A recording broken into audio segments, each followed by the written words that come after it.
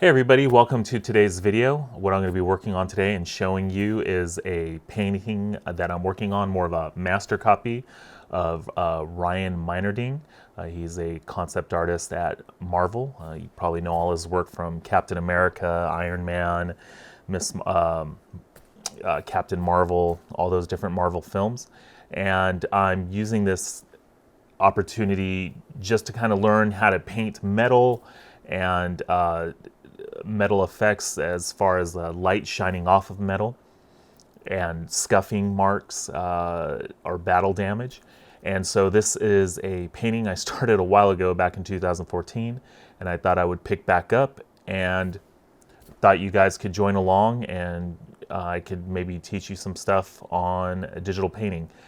If this is something you like, definitely let me know in the comment section below. Like, comment, definitely subscribe to the channel. Let me know if you want to see more of these. Do you just want to see a completed process and you don't care about the voiceover and learning?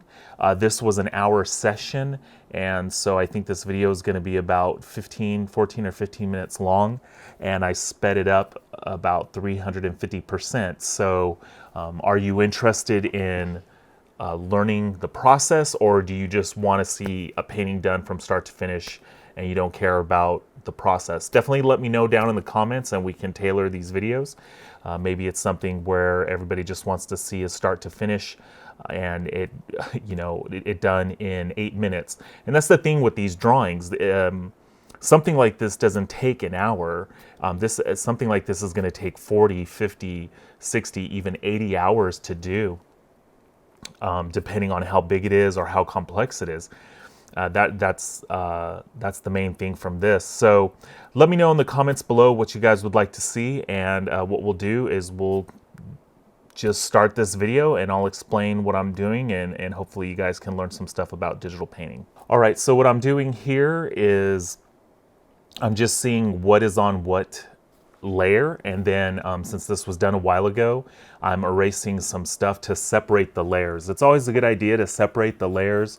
So you want the background on a background layer, you want the midground on a midground layer, and the foreground on a foreground layer. So what I'm doing here is I had everything on one specific layer and I'm separating that. I'm actually separating it because I want just an Iron Man color layer. So one of the layers I have, you can see, is a sketch layer. It's just an overall sketch of it. Then I think I put like a gray underlayer under everything to kind of balance everything out. A lot of times that white just having a white background will mess up your eyes and you're really not seeing the color and value for what it really is. So yeah, that's what I'm doing here, is just separating the layers. Now what I'm doing is picking the different colors from Ultron to kind of sketch in what I want to do here. Again, this is just a master copy. I'm not going to do the whole thing with, if you were to see this picture, it has Captain America, Wanda, Scarlet Witch, Iron Man, Thor, Hulk, all these people. And again, I'm just using this as a master copy of how to paint metal, how to get scuff marks, lighting effects, and especially the explosions out of Iron Man's hands. So one of the interesting things you'll see here is color and how we perceive color. So when you think of Ultron, you might think, oh, he's metal and he's gray. Well, let me just throw gray down. Well, as you can see, as I'm picking color from different parts of Ultron, like his head is like this brown color. That arm from another Ultron bot it is gray, but the shadow side I'm putting in is almost like this black. So that's kind of the thing with color. It's sometimes when you're painting a red, it's not red like the crayon. It's going to be like maybe this dark maroon red with a little bit of blue in it, or it might look actually it might actually look purple.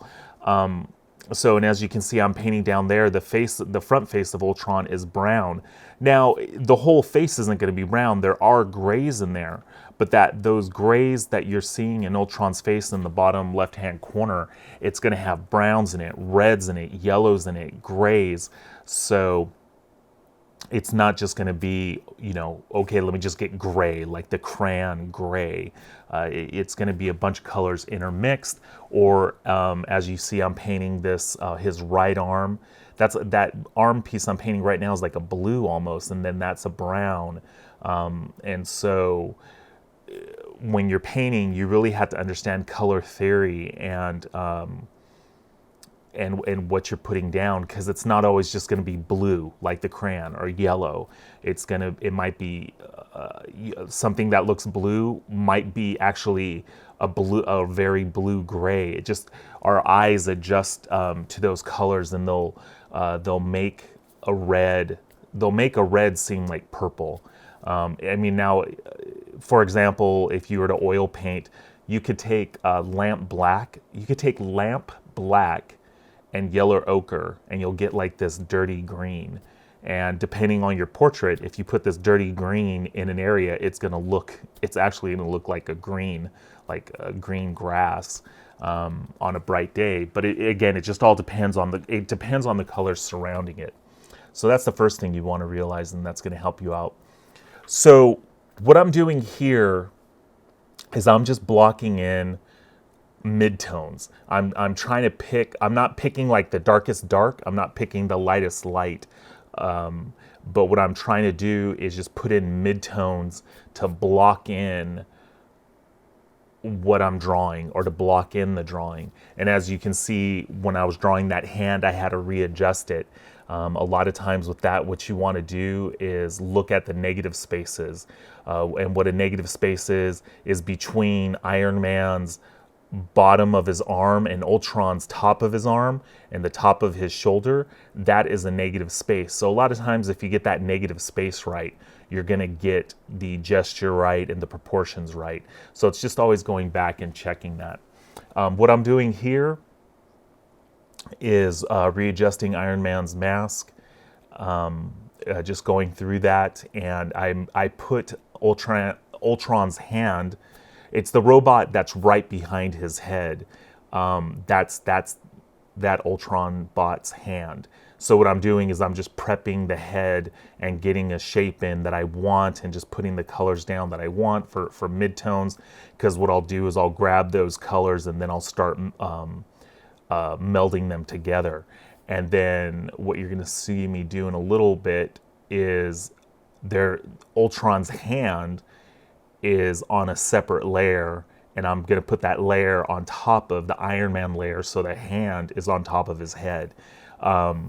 And so you kind of want to have a lot of different layers going on, so you don't mix things up. And then also, if things change, especially with concept art, things can change quickly, or a production designer, an art director could tell you to change something. And it's easier if you have it on a separate layer. So if I were to paint all this Iron Man and all the Ultrons around him on one layer, if an art director came to me and said, "Hey, I don't want that Ultron grabbing," and again, this is just a master copy. But I'm also giving you from the experience that I've had in the past with storyboarding. If an art director comes to you and says, "Hey, I don't want him grabbing his head, I want him grabbing his shoulder," all you have to do is unclick that layer for the hand, and it's gone. And then you just make another layer, and don't delete that layer, because again, the art director or somebody or an executive can change their mind, or the director could change their mind. So you just unclick that layer to make it viewable, and then the new hand you just put on his shoulder. And that's what you can do there. And then sometimes it can come down to that they like the scratches on the top of the head, but they like that scratch look, but they want the scratches to go across his face. So sometimes, depending on how the drawing is, you could just use the lasso tool, or if you have it on a separate layer, you can just get that lasso tool, put it around the the hand, and then move the hand down over the face, and then just kind of manipulate the scratches with the transform tool, and you'll be good to go. So that's kind of why you want to have things on different layers, because it's easy. It's very easy to manipulate things in the future if anything has to change. And as you'll see as this goes on, the fun part about it is you have to keep track of what layer you're on, because sometimes you put in about 20 minutes of work and you realize, and as you'll see in a little bit, I think halfway through this video, I'm going to be working on Iron Man's head, but I'm on the wrong layer, and so I had to like cut and paste all that work I did. Luckily, it was only like 5 minutes of work.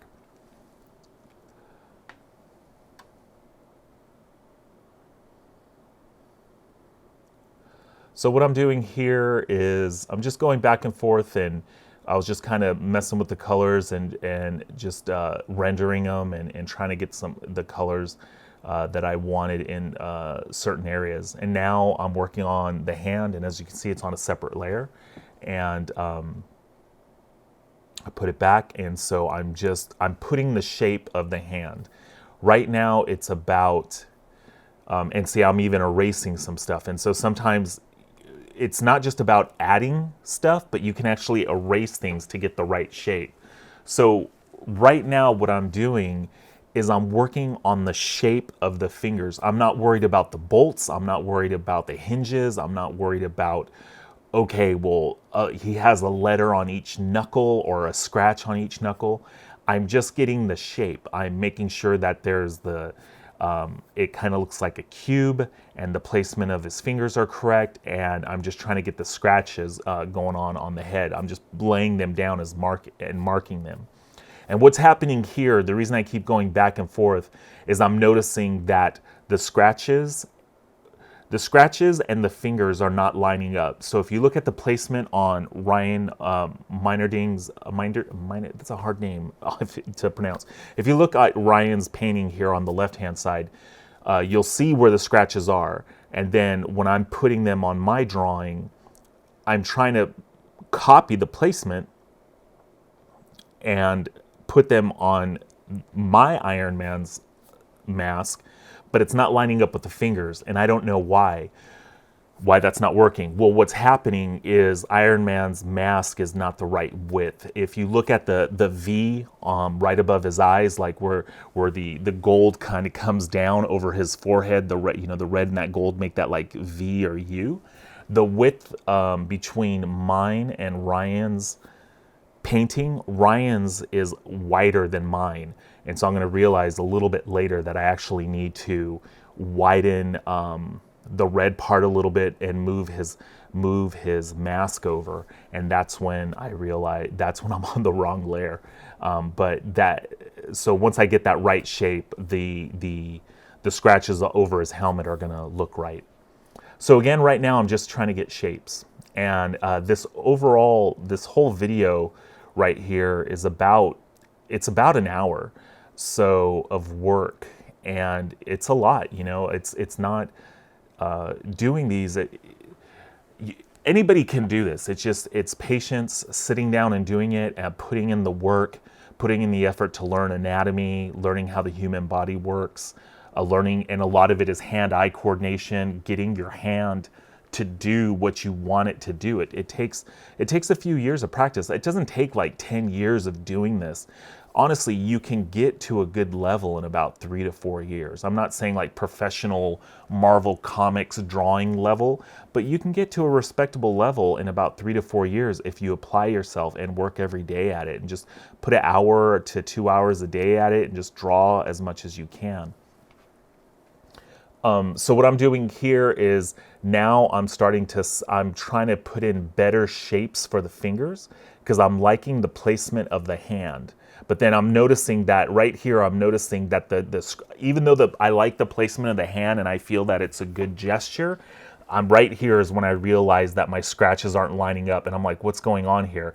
And then if you saw that move, when I went to the left, I was like, oh, Iron Man's face is too thin. So I'm starting to change it. And this is where I'm on the wrong layer. So I'm doing all this work on the wrong layer. But I'm going to fix this up. I'm fixing up his mask, trying to get the right width. And once I get that, I'm going to be happy with it. And then I'll move the scratches over and it'll be good enough. So you might think, well, what does it matter? You're doing a copy of a work. Why does it matter that you get it right or perfect? I'm not trying to get it perfect. I'm just trying to get it as close to what his is as possible in a respectable time, because it's training my hand-eye coordination. It's training my hand to do what I want it to do and allowing that coordination to, you know, just happen. So that's what I'm trying to do. I'm not going to get to the nitty gritty, like down to the pixel, copying each pixel and it all has to be perfect. No, I'm just going to get to a point where it's like, okay, that's good enough and it looks good. And because when I did this in 2014, what I had, it looked good to me. But now as I progressed, I'm seeing things that I don't like and that I feel are incorrect and that are incorrect. And so I'm fixing those. But yeah, so that's the whole point. So yeah, this is what I'm realizing. I'm like, oh man, I'm on the wrong layer. So again, with these master copies, what you're trying to do is pick a drawing that you like and just do an area. I think at the end of this video, I'll put what the whole drawing is that I'm looking at, what it looks like. I'm not going to do the whole drawing. What I'm trying to do, and see, this is where I'm lassoing it, and I'm like, okay, it wasn't that much work. Let me lasso it. I'm going to cut it, bring it in the layer, paste it, and now I'm placing it where I need it to go. So what you want to do here is, with these master copies, is just pick something that you're trying to learn. For me, it was metal. It was one, it was drawing Iron Man. Two, it was not just because he's metal, but like drawing Iron Man, being able to draw him. But then also when painting, learning how to paint metal, learning how to paint those scuffs and scratches. So for me, if you look at this, I might just do his helmet and Ultron's fingers digging into his helmet. And that's a good study. That's all I need to do. I might take it a little bit further because the blast from his hands, I want to figure that out as well. So I might do that. I might just do the helmet and the scratches on the helmet, the scratches on the top, the scratches on his face, the scratches on the top, Ultron's fingers digging in. And then again, I'll put a picture at the end, but I might also just do the hands blasting, and that's a master copy. So this is the whole painting that I'm talking about. And for me, I'm just going to concentrate on the lower left-hand corner. I want to concentrate on his helmet and the scratches and the damage, and I want to concentrate on his hands and the blast. That's all I'm worried about. And so with the master copy, it's up to you what level of detail you're going for. There's some people that will do a master copy and they'll do this whole thing, whether it's this type of drawing or digital painting, or if it's a Rembrandt oil painting, they'll do the whole thing. And sometimes a master copy can just be you're copying Rembrandt's hands, or you're copying hands or eyes from a photograph, or you're just copying, maybe you wanted to do Hulk raging out in the corner, so that's what you're going to focus on. Or maybe you just wanted to do his face, or maybe you wanted to do Thor's face or cape or armor. So it all just depends on what you want to do.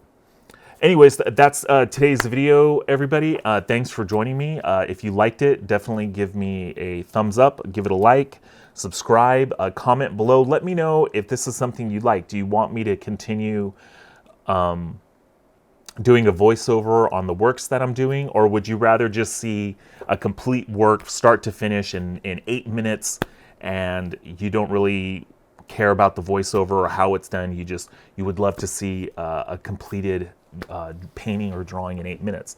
Let me know, and I'll just keep them coming, and appreciate your guys' time. Have a great evening, and we'll see you in the next video.